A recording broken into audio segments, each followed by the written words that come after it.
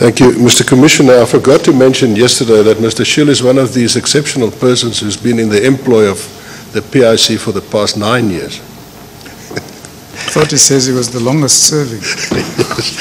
In his department, yes. Mr. Schill, I want you to deal with the topic that you mentioned as HR-related matters, the employee perspective in your statement. And you will realize that we had evidence before the Commission on these issues that you're raising in your statement. Will you just then briefly deal with your own personal experience and perceptions of these issues?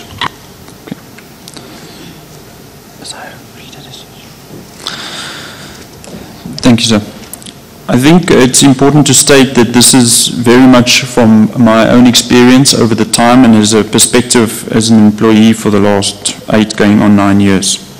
So the PIC culture of HR or related to HR has become one of threat and fear, as many of my colleagues have alluded to. In the respect of fear, we see the executives often preach a story of fail safely, but the reality is that no one will really do anything until you fall out of favor. And the issue of falling out of favor is that there's no warning of this. It can be big or small, and the effect is that everyone tries to do what they believe is necessary to keep the executive happy, because behind closed doors they wield the power and the sword. Can you just give me a moment? Can I get somebody who will attend to the air conditioning, please? It's too hot. It's hot up here. It's too hot here.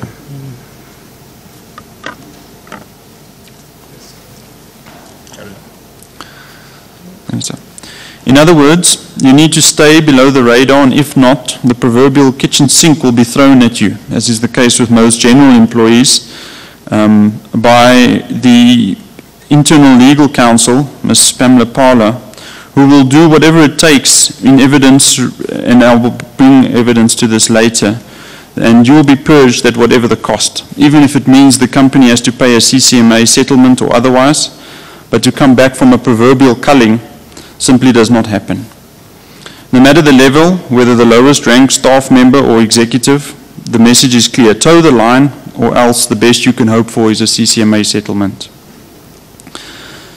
In terms of threat, the threat of one's bonus being on the line is an ever-present and real risk, and there's a most effective tool in managing compliance.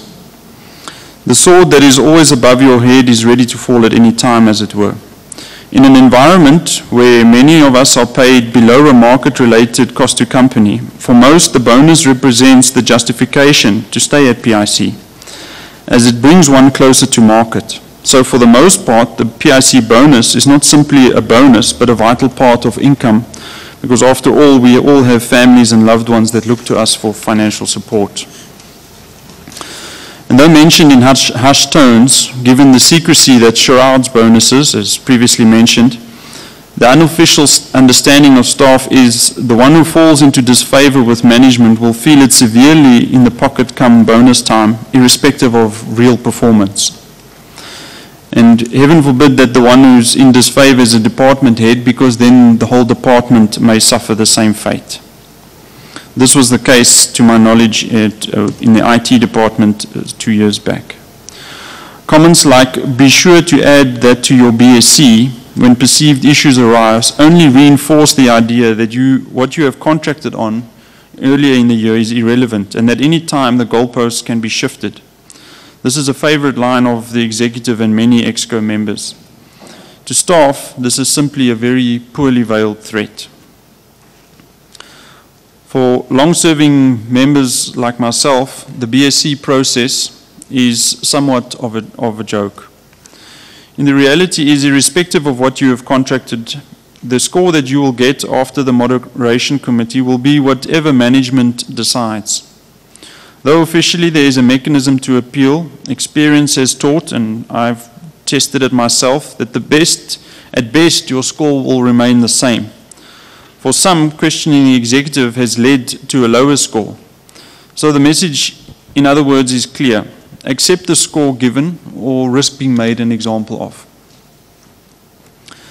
The process as a whole is simply viewed as a tick-a-box exercise. In most years gone by, contracting for the year is only concluded in August or September, which is already halfway through that respective year. The last 2 quarterly reviews, as indicated earlier, are simply done by staff scoring themselves with very little, and in most cases, no feedback from management. While final scoring differs little from the interim scoring, this would remain the case unless you felt that you scored above average, which in most cases for general staff is not accepted as a general rule. It is commonplace then for management and the company to score well above the general staff, which begs the question of how it's possible that the management and the company can do so well with so many average employees. Moderation, as done by EXCO, is simple. Anyone who is not in favor for real or perceived reasons is dealt with.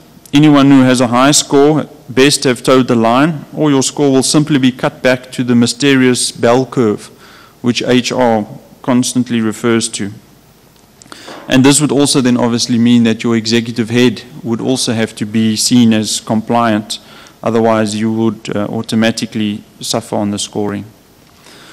Between April and June, tongue-in-cheek, is the friendliest time to work at PIC, because even the slightest issue or incident could have a direct financial consequence with the year end considered after April. From an HR perspective, most would attest that to the friendliness and helpfulness of the business partners who service the various divisions. The general view, though, is that this is sadly where it stops. HR staff toe the line, or else, as I've mentioned, there's mechanisms to deal with people who don't. With many experienced and senior HR staff members having left in the past few years, the message is clear: one toes the line or one leaves. When it comes to policies and gradings, these are routinely and unilaterally changed. If you consider grading, for example, in my case, my position was downgraded in terms of the scales so that I was excluded from the LTI pool, despite having 8 years service and previously qualifying. This was subsequent to one of the benchmarking exercises, as mentioned earlier, done by HR.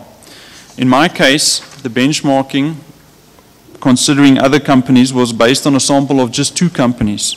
Both companies do not prioritize my position within the structure, and so on that basis I was downgraded. Along with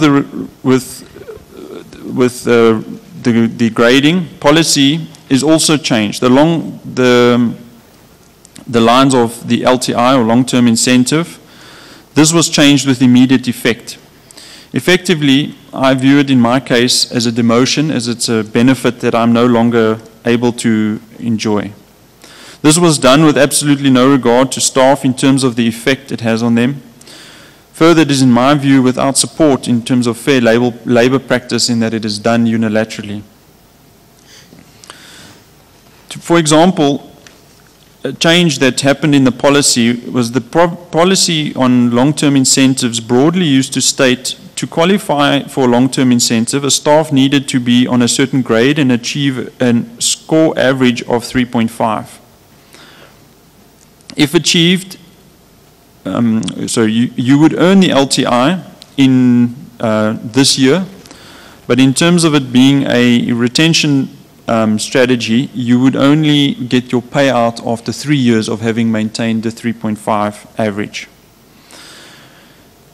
The policy, however, was changed to accommodate the new grading, while at the same time the wording was changed to say that you now need to score a minimum of 3.5 for all 3 years.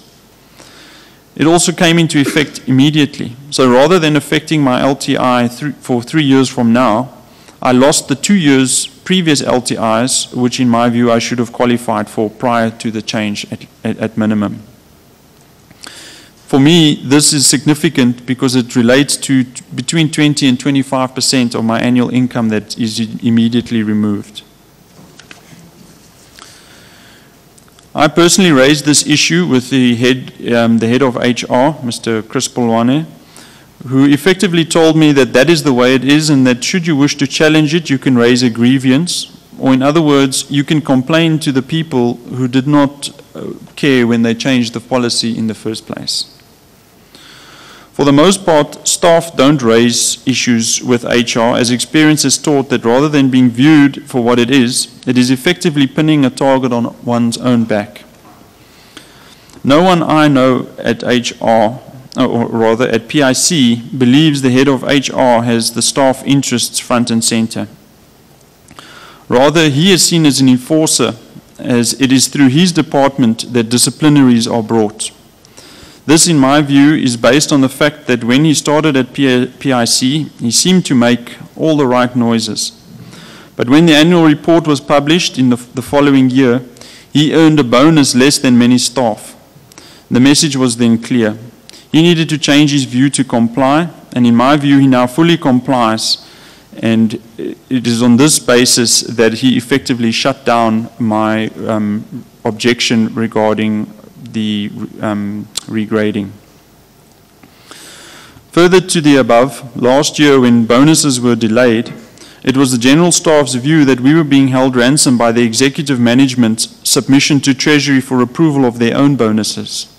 That is, staff bonuses are approved at a REMCO or board committee level, whereas executive bonuses are approved at a Treasury level. But given that the numbers of executives may need to be reworked, given Treasury feedback, all bonuses were held back. And this is rumored to have happened in the previous year, where executives' bonuses were shifted between LTI and STI to make it acceptable to Treasury. Our suspicions that our bonuses were held back were confirmed by the board chairman. Given the lack of clear and honest communication from an HR perspective, we will never know. The question in itself has led to an increased level of distrust in the board and executive management as a whole. Ultimately, it is this distrust and lack of transparency that has led many staff into joining a union in an attempt to unionize the PIC and force management and the board to communicate openly and honestly. Question?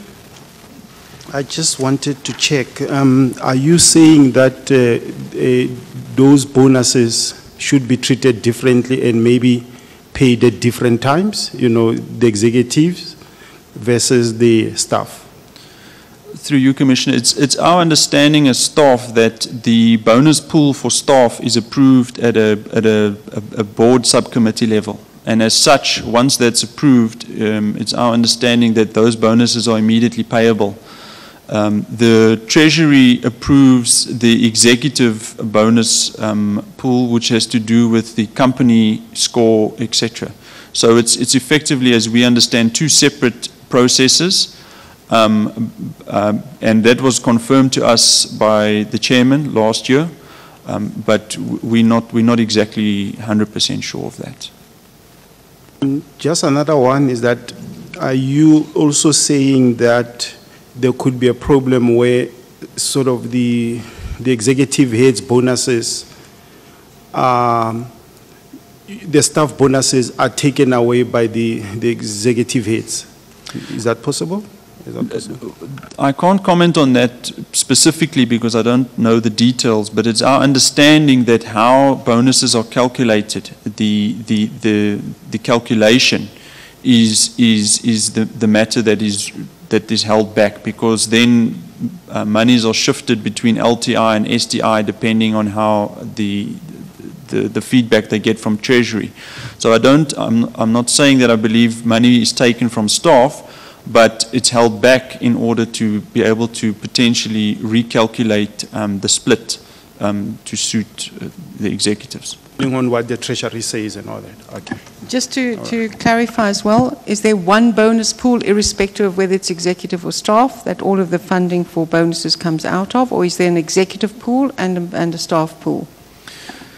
Ma'am, this is one of the things that we as staff are not 100% clear on in terms of the communication. I would imagine there are two pools of sorts, or because obviously Treasury approves the senior or the executive level of bonuses, but this is one of those things that we as staff are not aware of.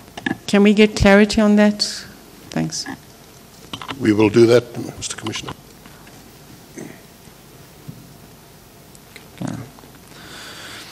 Whistleblowing. Though much fanfare was made about the whistleblowers hotline, including emails and randomly placed signs, I don't believe anyone at PIC trusted it. There are a number of reasons for this. There are little to no significant audit findings. Despite many knowing of questionable deals and breaches of policy, audit never seemed to flag significant issues. In terms of the Auditor General, the auditors were similarly seemed to never find significant problems, and it was rather a well-known fact that auditors from the Auditor General's office were treated with contempt and in most cases, as it were, sent packing in no uncertain terms. And this, whether was perceived or not, this is the feeling of staff, that we will give them information and they have to accept it as that, and end of story. So staff do question their ability to act independently. From a board level, over the years, issues like AO, as is before this commission, was sent back for ratification, where as the reality is there appears to be significant policy and controls breaches. In other words, the action taken by board will effectively fix a mistake, as it were, effectively neutralizing a whistleblower. In other words, the board was seen to cover for its mistakes that could amount to billions with a simple fix like a ratification, while staff were fired or taken to disciplinary for minor policy infractions where little or no actual damages were suffered by the company. Further to this, there's also the perception of the witch hunts as previously discussed, and I won't go into detail, but given the actions in the past where those that are accused seem to go after those that provided information, it just proved to staff that rather than being an open and transparent independent investigation, those fingered through such accusations would personally search for the evidence. The message was therefore clear: you whistleblow at your own peril. Further to this, the actions of board and management from a staff perspective is what we see unfolding before this very commission. The AO transaction, which has been flagged, is rather than have all suspended, the board saw fit to suspend the compiler, Victor, as the lowest ranking staff member involved in the transaction, and as well as the head of department who was out of the country at the time. But given that the general view of suspensions is that an accused is suspended when they might interfere with an investigation or intimidate witnesses, the question is, how can it be justified that he, Victor, because he seemed uncooperative according to audit, was to be suspended, while those who approved and actioned the deal are for the most part left to carry on business as usual at PIC? As we sit here, there are rumors that individuals who have been called to give evidence before the evidence leader, Advocate Libber, are then summoned to account for this on the 7th floor. Whether real or not, the rumor in itself is intimidating for most. Sorry, can I ask you, Advocate Libber, are you aware of any of this? And having heard about this, have you checked on any aspect of this with the PIC? Mr. Commissioner, it has been reported to me, and we're busy following it up. And you would have noticed that with the witnesses coming now to the Commission, they are asked before they start testifying whether it is their own statement, whether the evidence leader has persuaded or asked them to put anything in the statement or take out of the statement. And that is because at the board meeting last week, the board were informed that the evidence leaders ask potential witnesses to bring their statements in the Word format so that the evidence leaders can chop and change and tweet these statements for the Commission. And we're also busy following that up, which is factually not correct. I have a stronger word for that, but it's factually not correct.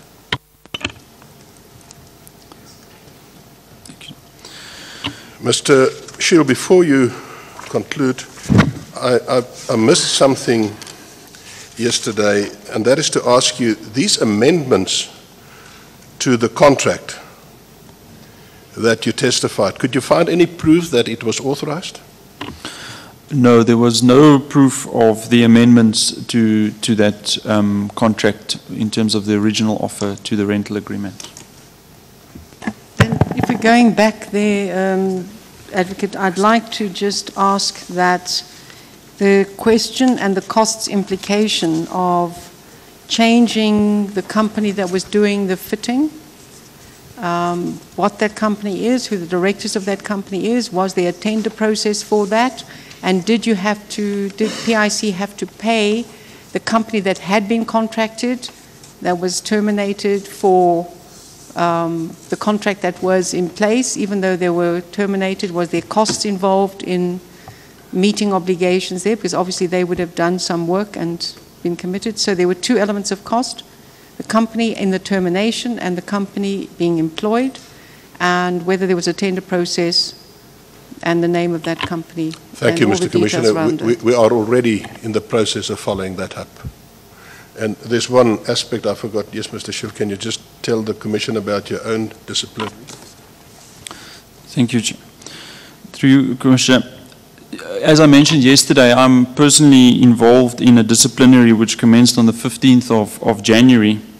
And this process, in my view, is similar to those of others, is without merit and a clear example of the victimization that is rife at PIC.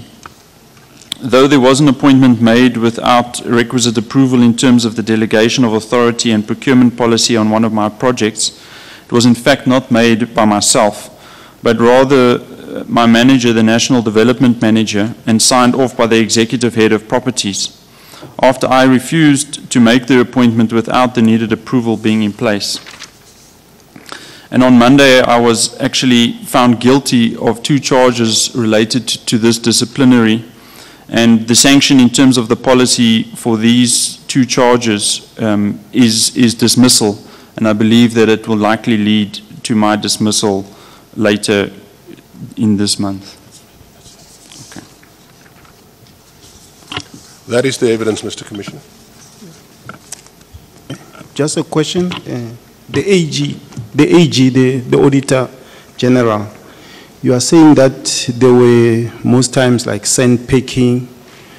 Can you expand further, because that could be a worrying thing, you know, given that we read the annual reports and all that, and we generally think they should be right.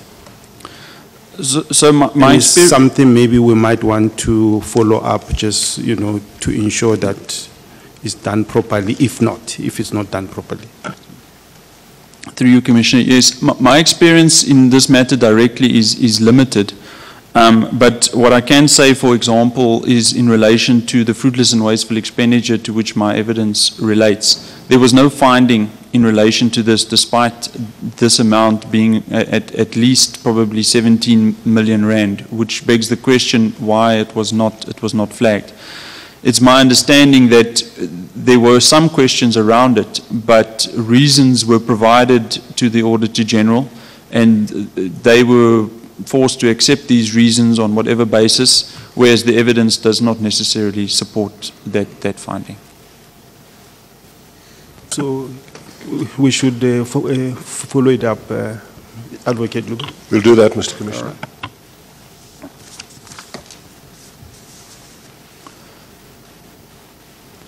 Mr. Commissioner, the next witness is ready. Can I just ask for a brief adjournment? 5 minutes will do. Yes. Mr. Shield, there might be paragraphs or sub-paragraphs that you jumped and didn't read into the record. Do you confirm the correctness of those parts of your statements. Yes, Chair. My statement is signed and I confirm that all of that information is correct. Yes, thank you. Thank you very much for availing yourself to come and give evidence here. We appreciate it very much. Thank you. Thank you, Commissioner. We'll adjourn until you call us. Thank you.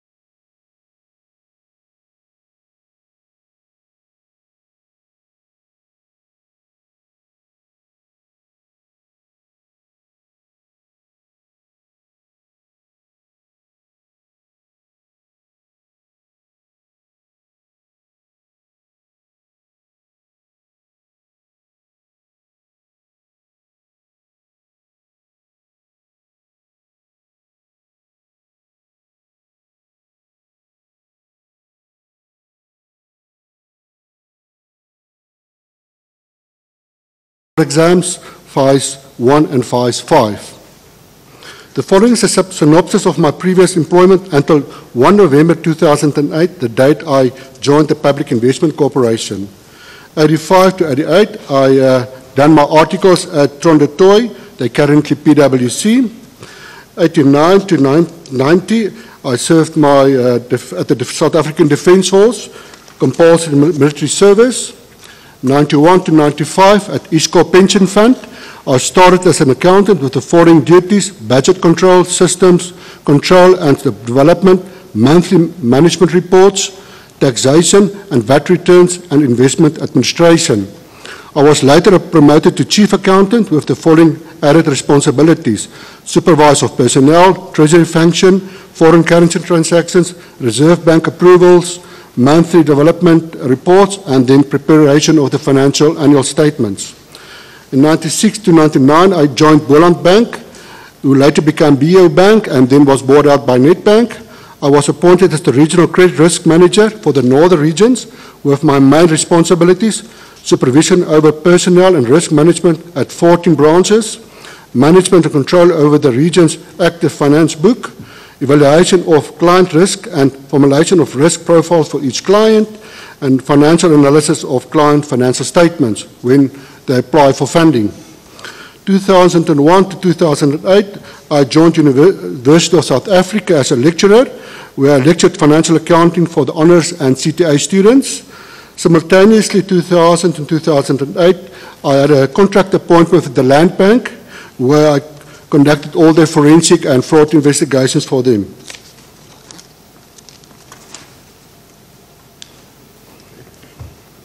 And then on 1st of November 2008, I joined the Public Investment Corporation as Senior Project Manager, Due Diligence, reporting to the head of Isabaya, and later changed to the Senior Manager, Quality Assurance, Due Diligence, reporting to the Director, directly to the CEO, Dr. Dan Machele.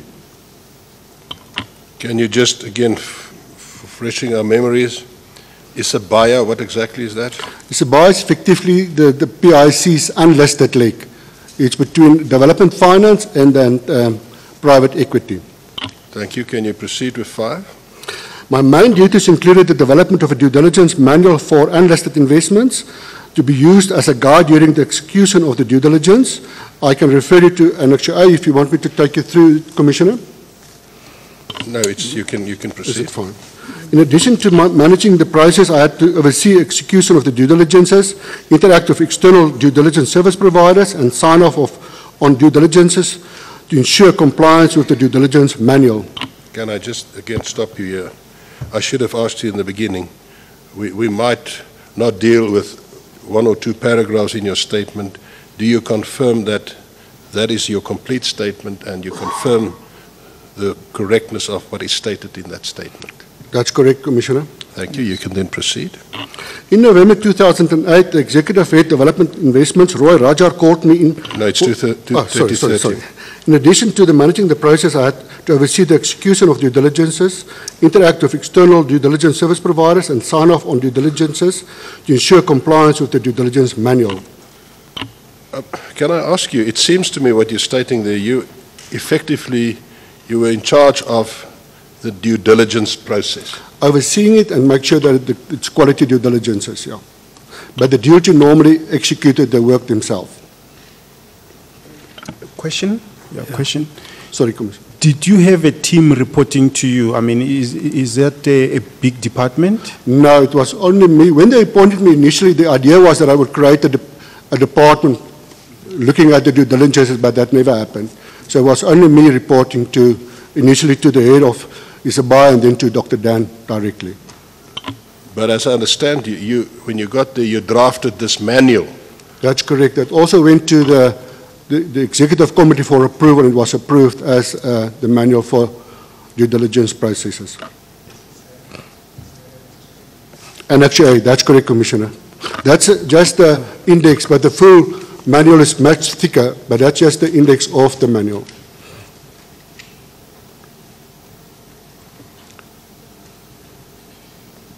Mr. Commissioner, would you like the witness to briefly take you through that, Annex A?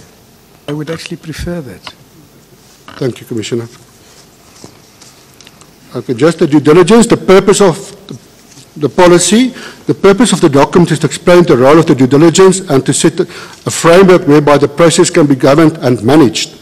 Definition of the due diligence. The due diligence is the process of reviewing the processes, methodologies, assumptions, calculations, and the statutory information used in the preparation of financial and non-financial information accompanying an investment proposal to obtain reasonable assurance that information is fair, factual, correct, and relevant, and in order to assess the investment risk relating to an investment. Areas of performance, key performance areas for the department or the due diligence process. The key function of the due diligence unit is to develop the necessary systems and procedures to guide, assist, oversee, and assess the due diligence process for its buyer. The actual execution of reporting on individual due diligences will be the responsibility of the project managers or portfolio managers. Commissioner, I just mentioned the structure and the job descriptions changed since then. The portfolio project managers is now fund principal, so there's a change currently at PIC. Auxiliary performance areas. In addition to the key performance areas, the due diligence unit will also be responsible for the following areas: liaison with the external due diligence service providers, keep abreast of development in due diligence methodologies and financial modeling, training of its buyer employees regarding due diligence policies, processes, and related practices to ensure that all material risks associated with an investment are addressed and mitigated. Preparation and management of the due diligence budget.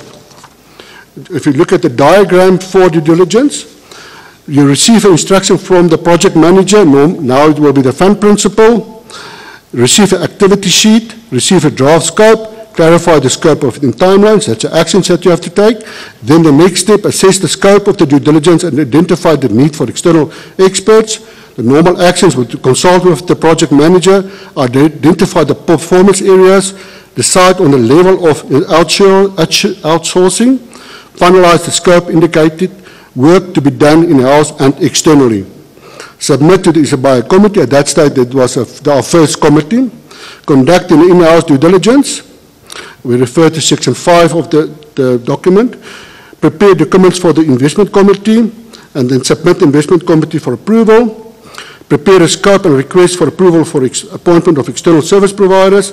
Appoint external experts for delegation of authority and agree on the deliverables. Assessing the feedback from the external service providers, and then submit a report to the investment committee for approval. The high-level specifications for the in-house due diligence.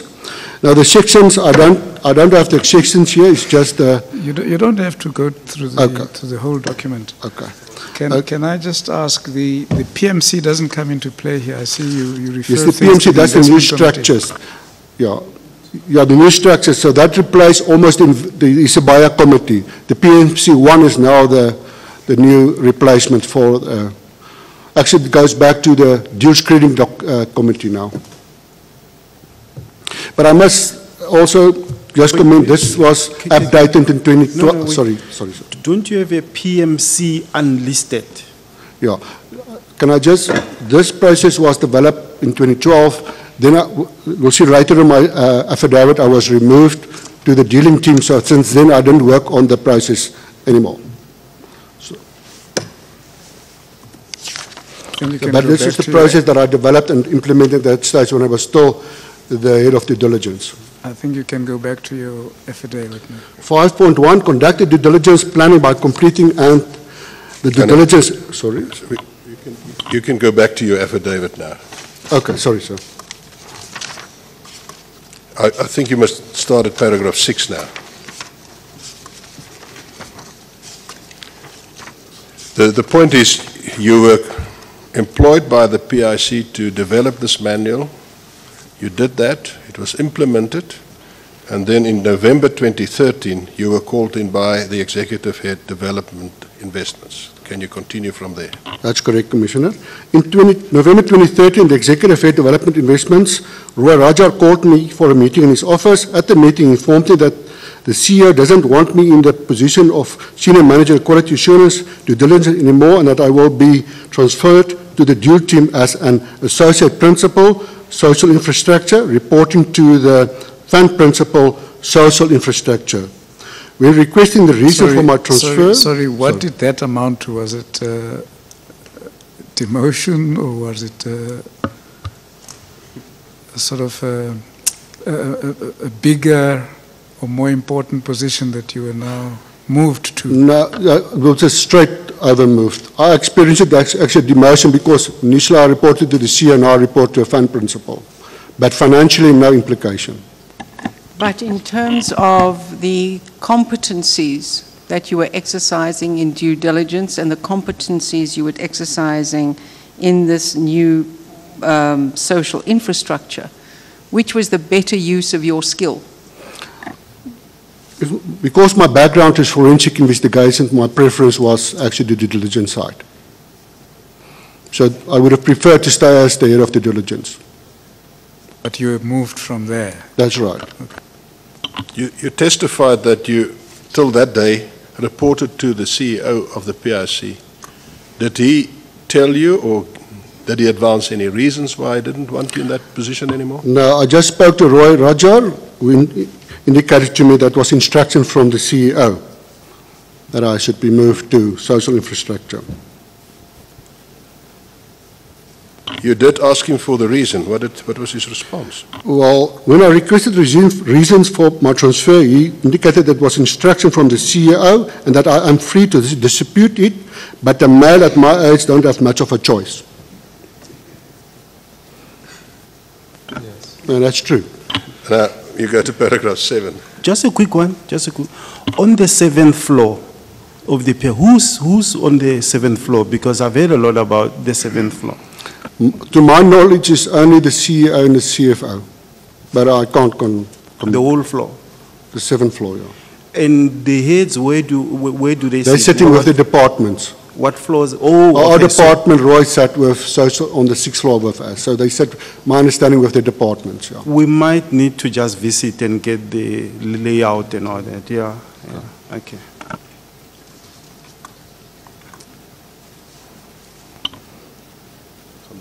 Okay, thank you, Chair.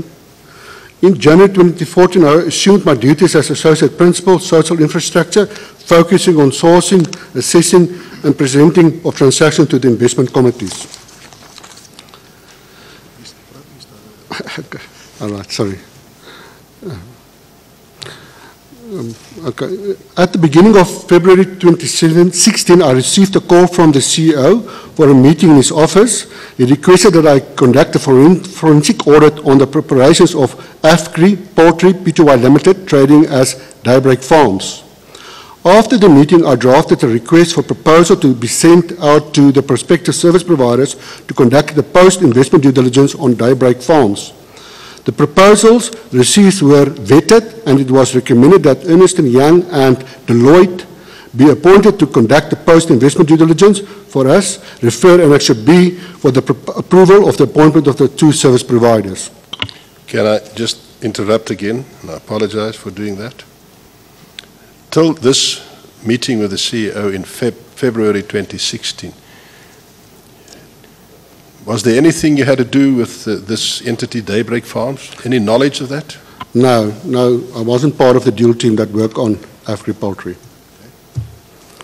After completion of their respective assessments, the both service providers provide us with their reports or findings, and the copies of these reports were forwarded to the CEO and the Executive Head Development Investments on the 14th of April 2016 for their perusal. Mr. Commissioner, copies of these reports have been made available to the Commission. There is a clause in both reports restricting this report being made public to third parties, and for that reason it is not part of the official statement of the witness, but it is material before the Commission, which I'm entitled to place before the Commission in terms of the proclamation. Thank you, Commissioner. At a board meeting of Daybreak Farms held on 26 April 2016, a resolution was taken to remove the CEO, Kolofelo Maponya, as CEO, and also to appoint an agricultural advisory business into Africa Solution Services Pty Limited, trading as AfriLogic, with the assistance of a Mike Kingston expert in the poultry industry to assess the current status of and propose a turnaround strategy for Daybreak Farms. Again, if I can interrupt you there, this entity, Daybreak Farms, is a matter that is under investigation by this commission and by the forensic team of this commission. And from the results of this investigation thus far, it appears that approximately after 6 months of making this investment, this entity went belly up. Is that also according to your information? That's correct, Commissioner. And you refer to Annexure E, and it refers to this board meeting of the Board of Directors of the company held on the 26th of April. And from the list of directors, it would appear that the 2 directors on this board representing the PIC were Mr. Raja, head of unlisted, and Mr. Magula, head of risk. Is that correct? That's correct, Commissioner.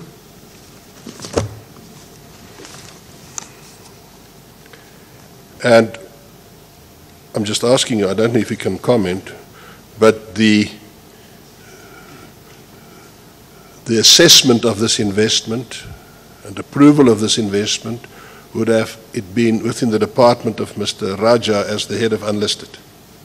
That's correct. Thank you. Carry on. Yeah, question. I don't know whether you sort of talk further about it, but I just wanted to get, when you say the company went belly up, like, what do we mean? It's practically insolvent, Mr. Commissioner. Insolvent? Yes. Ooh.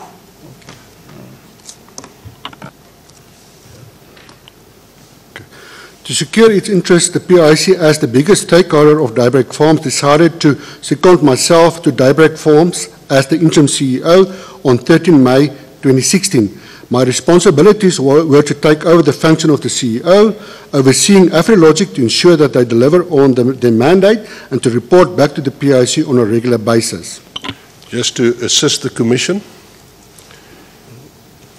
because of the dire financial situation of this Daybreak Farms, an expert entity, AfriLogic, was contracted to assist in the turnaround process. Is that correct? That's correct, Commissioner. And part of your duties as the acting CEO was to oversee that this expert assistance be properly executed. That's correct, Commissioner. As I was involved in the due diligence of PIC's transaction with AFCRI Group, now I don't know if I should explain just the structure. Sorry. Yeah, just a question, Jonge.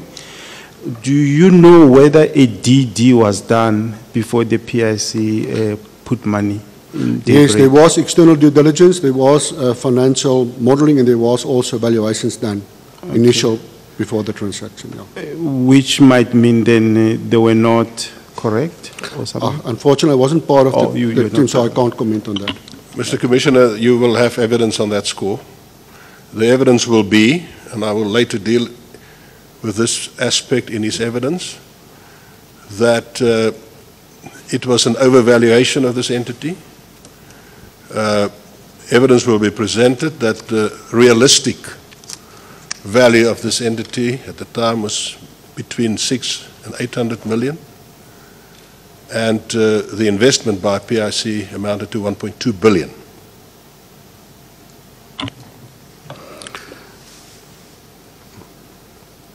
Commissioner, if I may, let me just explain the structure of AFCRI and AFCRI Poultry. If I can take you to Annexure I-13, please.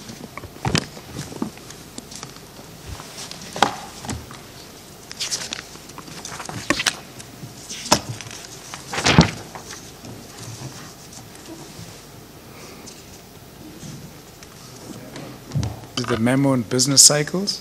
That's correct. That's correct, yes.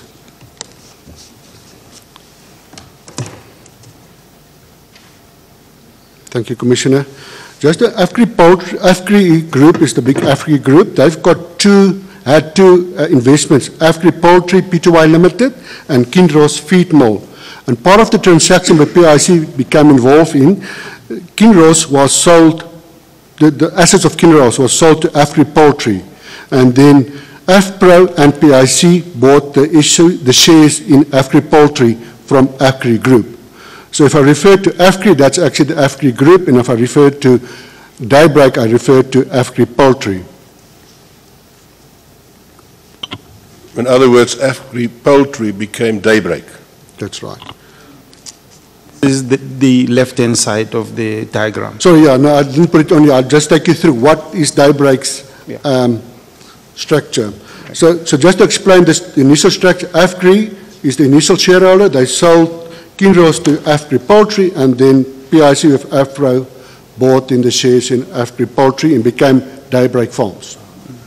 Just to explain what is MMI? That's Maponya Group, the group of Kolofeli Maponya. Just to explain the workflow of Afri Poultry, first you sit with the eggs, that's the parent group normally, that they lay the eggs, then the eggs go to the hatchery. Now, Daybreak had two sections. They got contract grower, broilers, and then their own farms. Then after the eggs were hatched, we will go to the broilers, where they grow the broilers, and then we'll go to the abattoir, and then go to the storage, and then it was sold. And then they also had in the feedlot that actually provide both sides with the feed. The feed mill that provided the feed to the group. So it's a sort of egg division or egg area, and then there's the chicken area. Yeah, it's almost because of the, what do you call it, sensitivity of the type of agriculture, you have to keep them separate. So you sit with the egg side, the parents, that's separate, then you sit with the hatchery, separate, and then you sit with the broilers where they grow the chicken, and then you sit with the abattoir. So there's a reason why it's so far apart from that. The positive point of Daybreak is they own their own chain, from the feed mill up to the final product.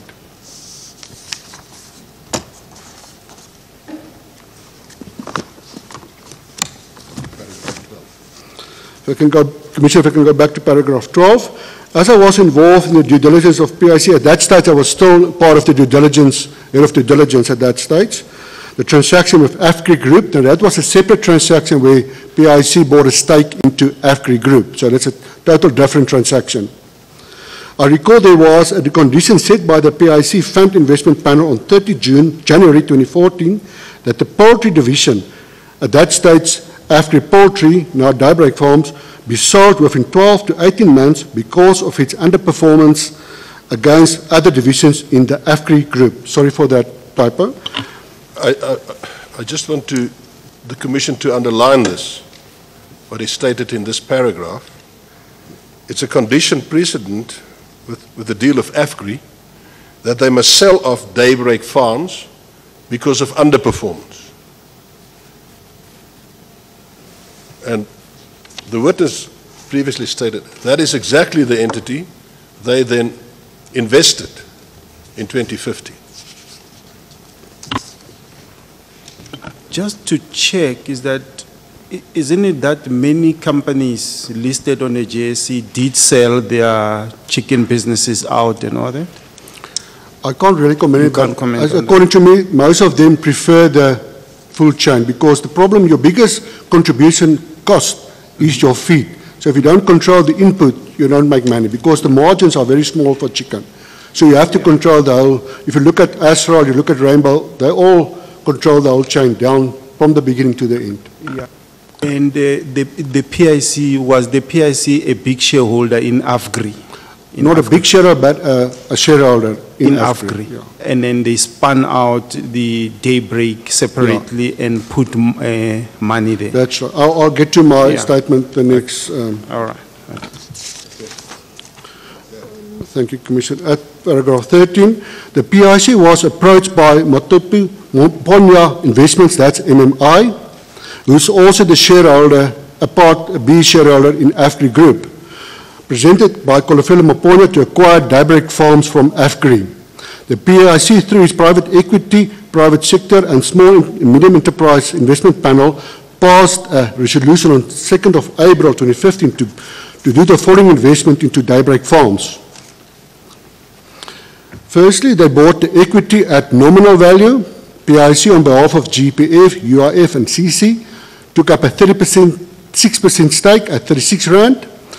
AFPRO, MMI Lead B Group, take up 54% at 55 Rand, and then the management took up 10% at 10 Rand. So that gives the total equity of 100. So take out the equity from AFGRI Group.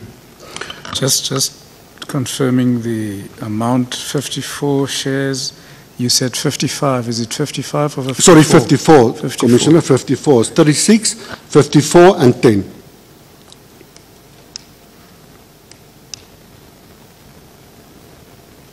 Thank you. Then, as part of the balance sheet, part of the transaction was to actually take over the debt that was on the balance sheet at that stage. Now, the debentures issued by Daybreak Farms, PIC on behalf of GPF, UIF and CC took up 892 million Rand.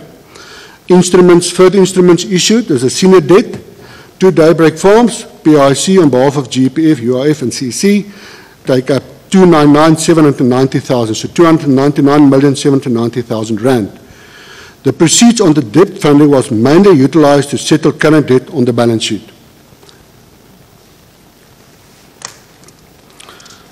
AFPRO, the MMI-led company contributed 10 million through a preference share issued by the Daybreak Farms. MMI is also part of Bafepi Agri Pty Limited, who is the B party in AFGRI Group that I referred to in point 12. PIC also had exposure to Kolofela Maponya or his intermediary companies through SA Home Loans and Resurite Fund Managers, which may lead to overexposure to one individual or company. Do you perhaps know what is the exposure of PIC to SA Home Loans and Resurite? Unfortunately, I wasn't part of that transaction. I can't really commit on the amount that was invested. Mr. Commissioner, these two entities, SA Home Loans and Resurite Fund Managers, are also part of the transactions presently investigated by the forensic team, and evidence will be presented on the exposure of PIC and the shareholders of these entities. Can I just confirm the second last line of that paragraph on page 5, where you speak of SA Home Loans and Resurite Fund Managers, which may led, do you mean which may have led but possibly didn't lead to exposure?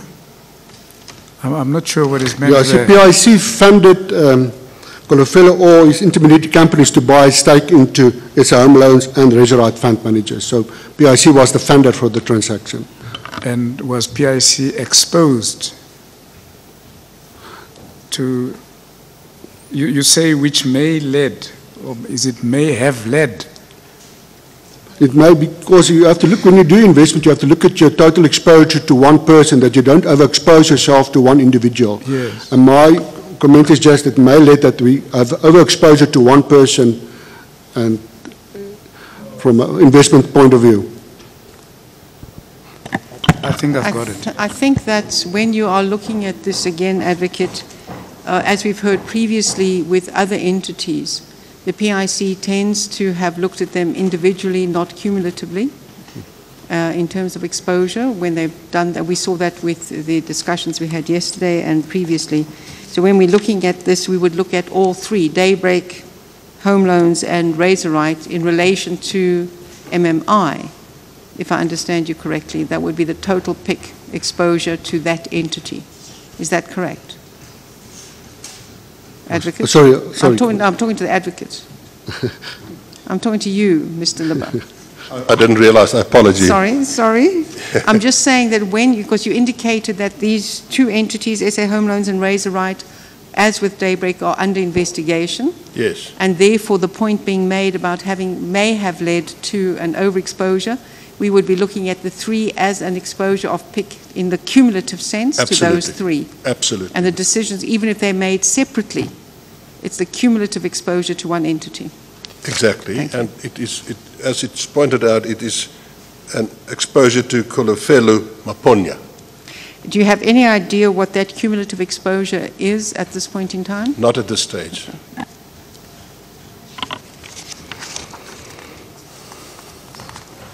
Thank you, Commissioner. Based on similar transactions during that period and offers received from competitors, because when I joined Daybreak as the CEO, I went around to see, but if there is an alternative, maybe to sell the company to recover some of our money. The market price for poultry business of the size of Daybreak Farms trade at roughly 600 million to 800 million rand.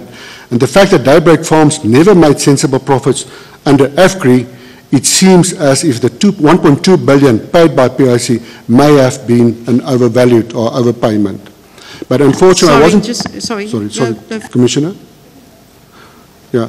Unfortunately, I wasn't part of the initial deal team, so I can't comment on what was the base for the valuation of the initial transaction. But again, Advocate Liver, perhaps that is part of what that presentation that you're making will be, because obviously what the basis was, that's a huge 1/3 difference to the valuation. What It is. comprised that, and it would be part of what you present to us in due course. We will do, Mr. Commissioner, and that's why I asked you to underline certain aspects.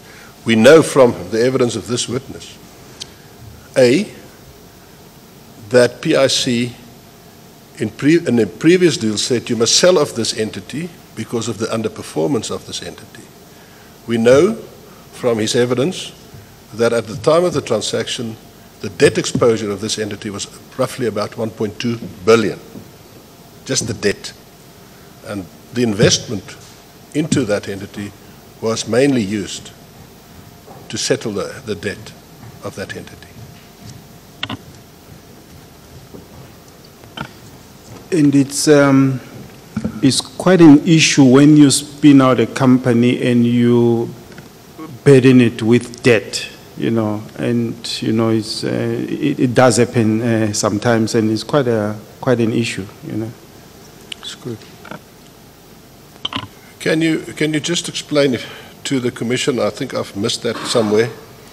At the meeting held, I think it is F or G.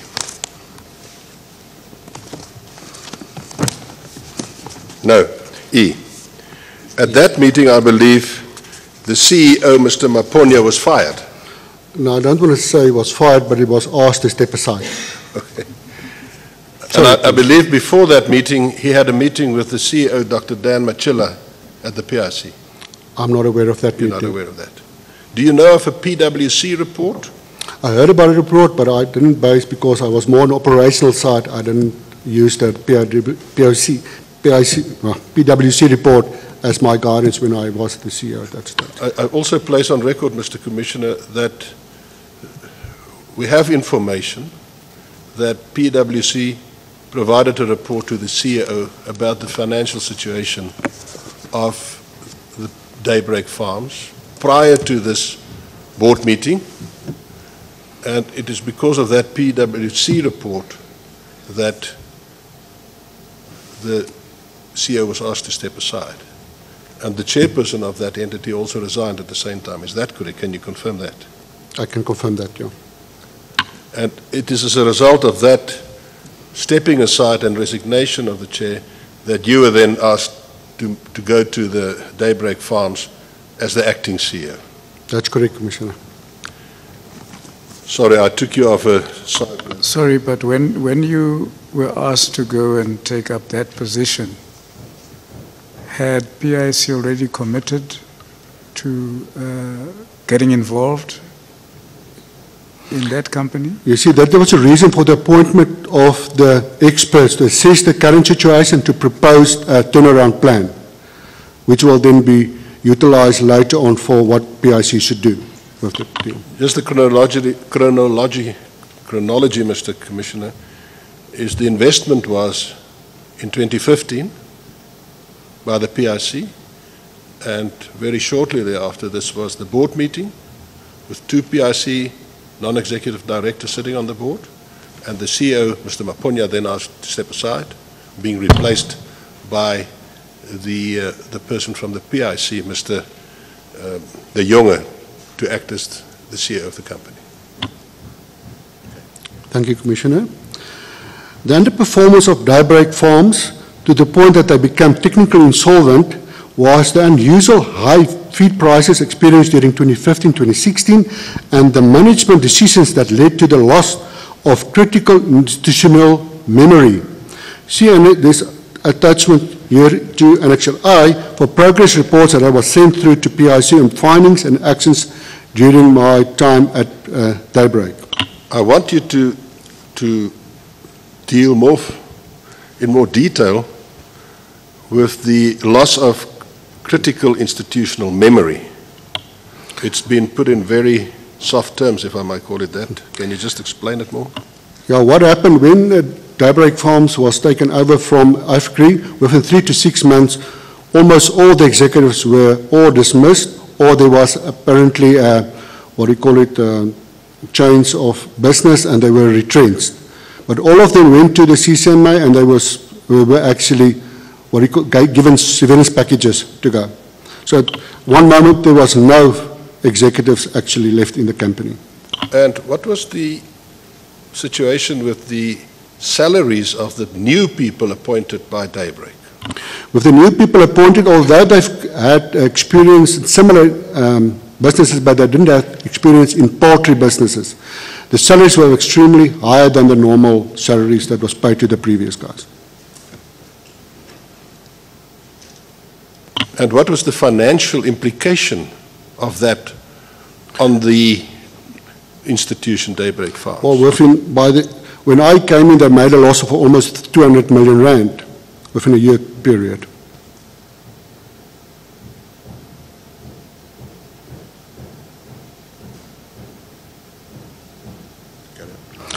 As there was a delay in the approval of... Sorry. Before you go further, feed prices, they can have quite a big impact on these kind of businesses. What was the issue there? Because you said that they do control part of the value chain on the feed prices. Just explain further there and the impact. Okay. Yeah.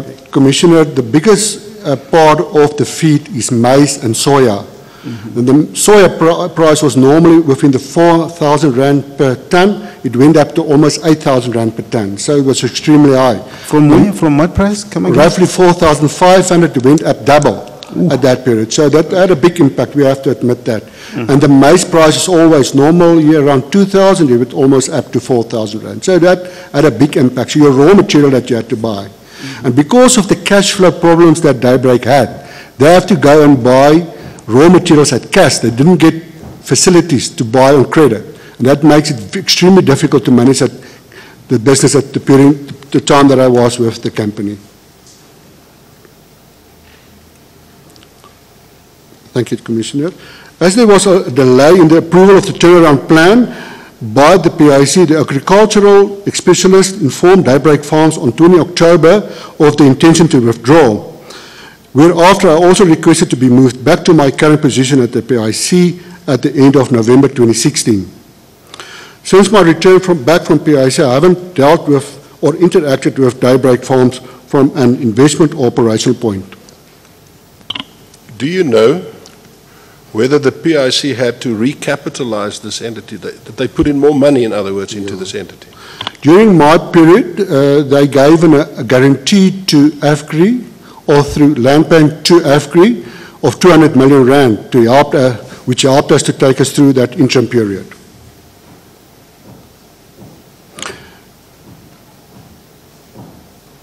But the final, and that's why the agricultural economists decided to withdraw, because they can't interact or make agreements because the company is technically insolvent, so you become personally liable.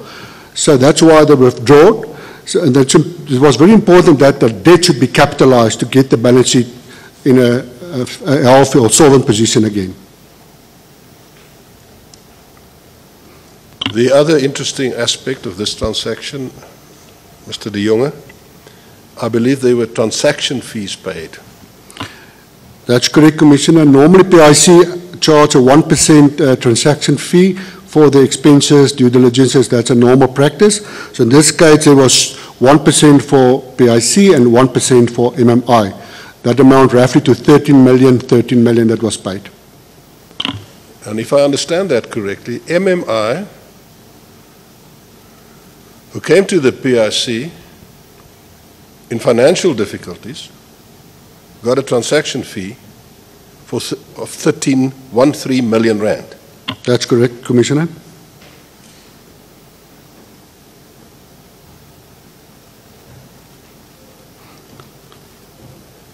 We have information. 13, is it 13 or 30? 1.3, Mr. Commissioner. That's the transaction fee. But we have information it was much more. It is still under investigation, and we will present evidence later on the score.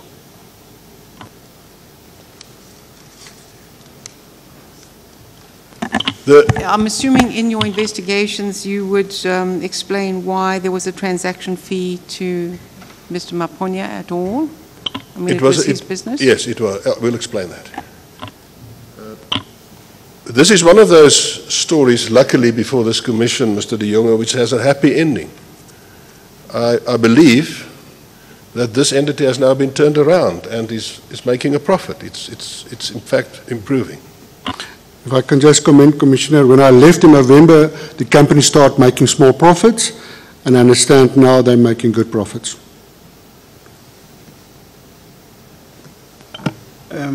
Yeah. Just to check a couple of things, there's a section on it on the turnaround plan. Yes. Here, I just wonder maybe whether you could make some pointers there as a first point. The second point is the 1.2 billion which was put in terms because it's debt. Is it being serviced at the moment? Do we know? Yeah, and whether too is that was the new management that came through during that turnaround time. Can I just add to that? Is the question, the 200 million guarantee, is that no longer in place? Is it no longer needed, or is it still in place? That was from, if I remember correctly from what you said, that was from the Land Bank. And is the shareholding the same as at the initial? Thank you, Commissioner. Just on the turnaround, I prefer that the specialists rather come and testify on their own turnaround plan. I'm not very technical on that side, so I prefer that they do that. On the 200 million guarantee, when I left, that guarantee was still in place. I'm not sure about that. And then the 1.2 billion, up to the stage when I left in November 2016, that wasn't serviced. And I'm not, also, as I'm not involved, I'm not sure if they're servicing at this stage. And then new management, they brought in Mr. What's his name? Sorebi. He's the acting CEO now, and he's doing good work at this stage.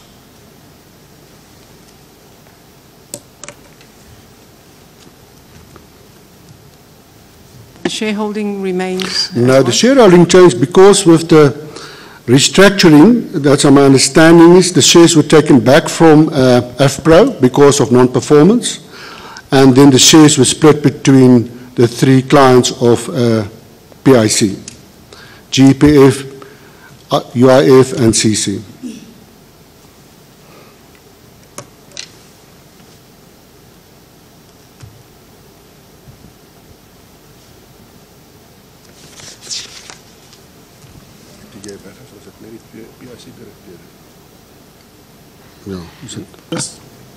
Just to check, so the land bank guarantee, what happened to it?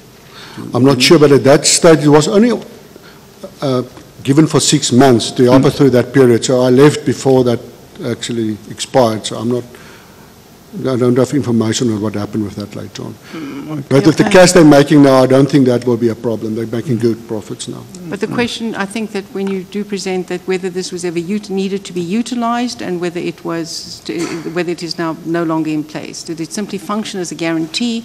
Was it ever drawn down, and whether it is still in place? No, what happened is the guarantee went through to AFCRI, and they made 200 million rand available, addition to the 1.2 billion, for us because at that stage the creditor was almost 200 million rand, and there was at the point that they want to liquidate the company, so we had to settle. Most of that money was utilized to settle the outstanding creditors, the normal operating creditors. So the guarantee was in fact drawn to AFGRI, That's and right. who provided the cash to meet the creditors. That's correct, yeah. Therefore, the question becomes, has this been repaid, rather than has it been? As I said, when I left, it wasn't settled yet, but I can't confirm at this stage. So basically, the PIC runs the company because they are the major shareholders and they are the major debt holders also. That's correct. According to my knowledge, also the PIC are the only directors also on the company, with Mr. Sarebi as the CEO. He's an independent person. It will be quite interesting to find out if there are any other companies that are being run that way by the PIC. Do we know of any, Advocate Loop? I can't commit myself to an answer now, Mr. Commissioner, Yeah. but we will present evidence on that score. Okay. And then another question is, when you say the company is doing well now, is it double the size now? Is it half of what it was? Is it 1/3 of what it was? Yeah, see, the main reason, and all the poultry companies are making good money now because of that, I don't know if I pronounce it, it's Trilose, that was there last year. The supply of chicken reduced a lot, so there's a big demand for chicken at this stage. So it's more, the output didn't, so the production didn't grow, but the price grew. So they're getting more for the chicken at this stage.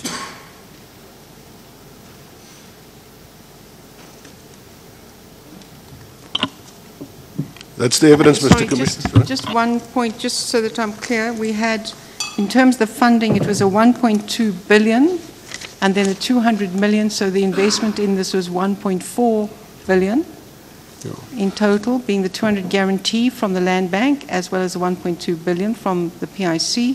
We have to look at the valuation and what was overpaid because that was the debt. So in essence, what it seemed to me, and perhaps in your presentation you would then deal with that, is the price was determined by the level of debt rather than what the value of the company was.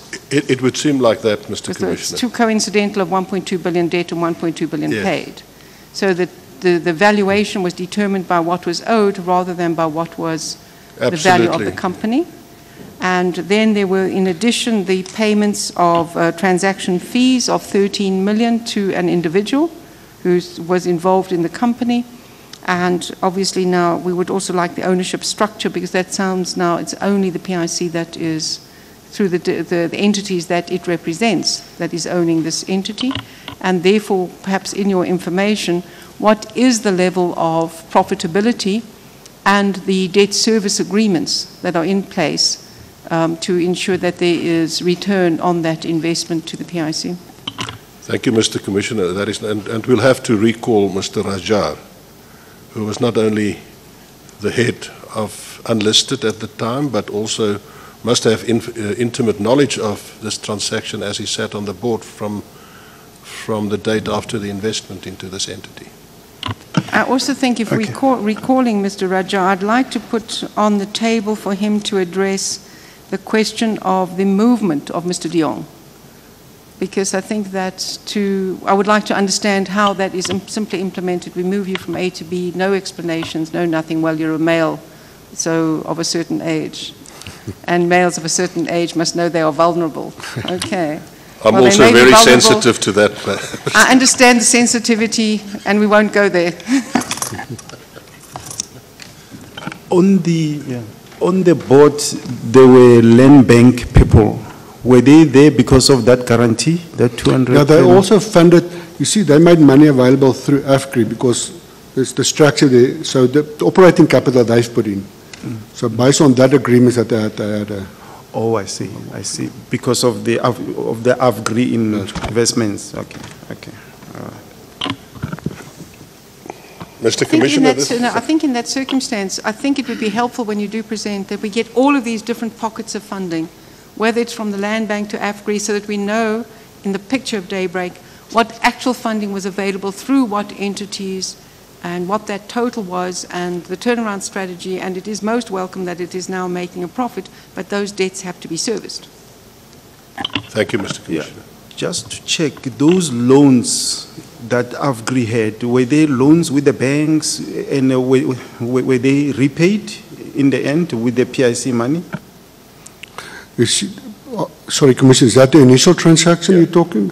No, Yes. the money that went in was to repay the loans on Daybreak's balance sheet to Avgri. So part of the transactions, they just took over in a way, loan accounts that they took over from Avgri. Okay, so the loans in Daybreak were shareholder loans from Avgri? Is that There was what you're saying? There's other facilities also, as I don't, but there was other facilities on the balance sheet On that the they balance took sheet. over. But the bulk was Avgri? Avgri, yes. And then money was raised from the PIC, and those loans were repaid? That's to correct, Avgri yeah. and They effectively others, took the loans over from Avgri. Yeah. That was part of the transaction. Yes, and the purchase price now, the loans right. and the purchase price. That's right. Basically, okay. All right. Thank you, Mr. Commissioner. That's the business for Wednesday.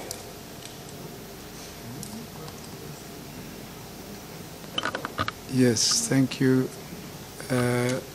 Your way forward? We will then reconvene, Mr. Commissioner, Monday at 10. Any indication? Sorry. Well, the question for me would be, when do we continue with the Daybreak presentation? Is that going to be Monday, or are you not ready for that yet? It cannot be, Mr. Commissioner. I would like to finalize the investigation that we're busy with before we come back on Daybreak. But it was essential for me to present this evidence so that the matters that must be addressed can come into the open, and those that can shed more light on these matters can then be prepared to come to the Commission. Mr. De Jonge, thank you very much. Thank you for your time, and thanks for agreeing to come and testify before us. Thank you, Commissioner. I don't know if you'll be called back, but for now you are excused. Thank you, Commissioner. Thank you. And we will adjourn until Monday. What's the date on Monday? It's the 18th of March at 10 o'clock. Thank you.